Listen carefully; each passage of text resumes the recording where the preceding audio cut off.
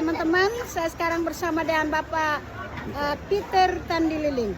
Beliau ini adalah seorang Gorotongkot, sekarang bertugas di Tok Bulala di almarhum Petrus P. Pangadongan.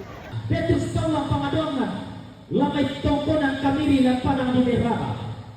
Sa itong pumatayaran na dunia pakini, kung kala apatampang peralan na, hindi pa nang ditakbo. Limong ipalit yung mga apa, tasong hindi orang tiyan tuyo, na mapunukiran na ito pa na dyan nagitutan na di ko na kumuha. Sada si Rapi pokoknya songa dua si Porong harapan ang kapa, si Batang kadang-kadang na kondisi pakuliaran masih si Suka. Tiba marah niya bilang tasang na kumatang di kanina di Tongka, ginada nilang yatang karawan, tamasawa si Maru na tiba niya mo sa darang kakta. Di pula ia parado di kampung tutang kami di tak yang hero yung malaran apa tolong orang enak. Toro parian yang lu dalam parang kapak dia batang di kalena misuk patarana.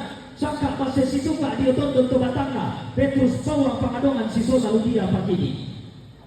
Umpetigani pula ia anak di tampang gaya umpang intimo ne sundun garaganda.